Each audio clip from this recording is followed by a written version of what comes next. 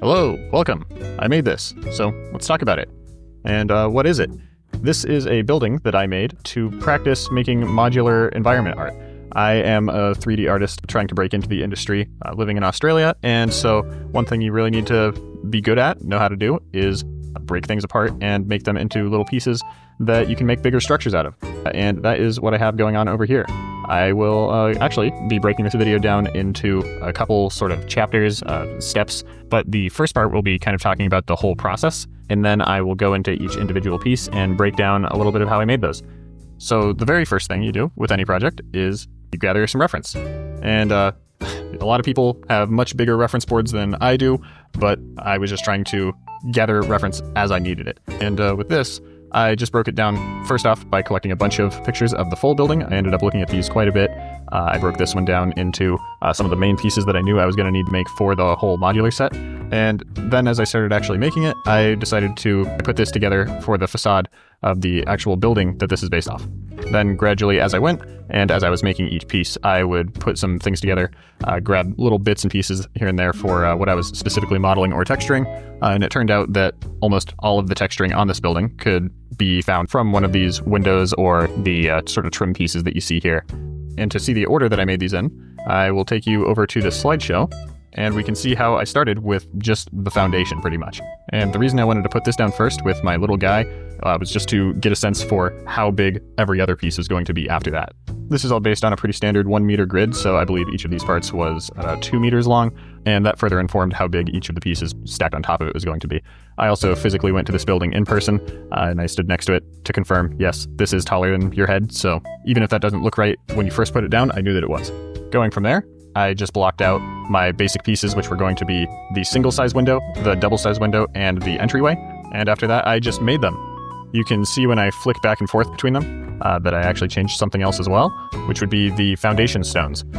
Originally, this was done with a texture I got from Megascans, and I used the displacement map to push out the actual geometry, and that made this into a physical object, as you can see. But clearly that's pretty resource intensive, so I decided to go with something a bit more resource intensive, but more flexible, because in the end, I went back and I used Nanite's displacement to push this out in engine rather than in the actual base geometry, which, as you can see, allows these to tile perfectly every time, no matter what. Boom, as you can see, it will always tile nicely, even around corners, because it's based on world space. Also, I'd like to note that I used world space for the bricks as well, and that I got these from Megascans too, for full transparency, because my main goals with this project weren't really to work on my texturing, because I knew that would make it take a lot longer, and since this one was mostly just about improving my handle on modularity and those workflows. I'll show you a bit more about the texturing of this later, but after this I went ahead and made the actual entryway, started moving some of this up, and right here is why I didn't block out the entire project from the beginning, was I didn't know how big I was going to want different pieces and what pieces exactly I would need until I found what I needed along the way. And this right here is one of the most critical pieces in the whole build, which was my basic unit of trim. It turned out I needed that to be pretty much exactly 50 centimeters, or whatever the Unreal Engine 50 unit stands for. But after I had blocked out some more of my trim here, made those, and I started decorating a bit more. This trim actually, if we go back to where it's first used over here, you can see that I made a high poly version of it with some edgeware and all that, which I don't believe you would usually need to do because it's such a simple thing. You could add some of this edgeware as normal decals or anything like that, but the reason I did this one like any other sort of uniquely unwrapped high poly to low poly item was because I knew that I could rotate it or flip it, and I could get some unique corners showing, as I knew I was going to be tiling this up and down the side of the building pretty much as I needed.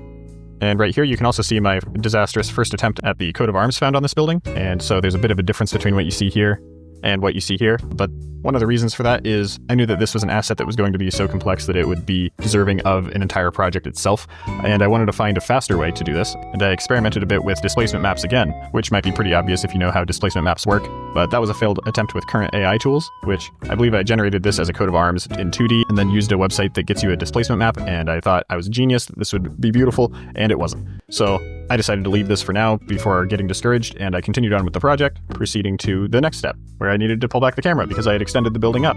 And as you can see through this whole process, I'm just adding more trim pieces as I go, making more failed parts like this pillar right here, which honestly is probably okay because from what I understand in the industry, you usually work in steps from low quality versions of an asset to a high quality version once the whole composition is approved. So that's what I meant to do all along.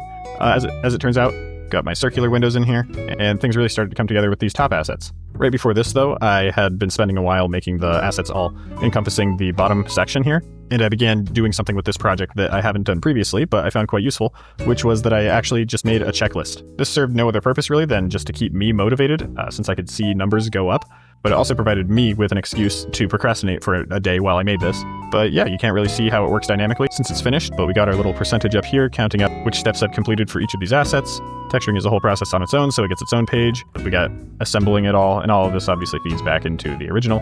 But yeah, kind of a useful technique you can use if you ever start getting demotivated, working on something tedious for a long time. And then I pulled back the camera a little further, finished up some more pretty pieces up here around the top, around that little arch. Made the blackout for my roof area, finished up all the modeling, finally fixed my messed up looking pieces, added a road as a finishing touch, some flags, made the whole place a little bit grungier with the shader, not too grungy, and added some finishing touches with a skybox and everything. And yeah, broadly speaking, that was the whole process that was taken with this. But for a quick breakdown of some of the individual pieces, like I told you, we have some world space tiling with the foundation. We got some trim that we can use for breaking the structure up, entryway, double-size window, single-size window, the curved variations, upper windows, some more trim, and little parts right here.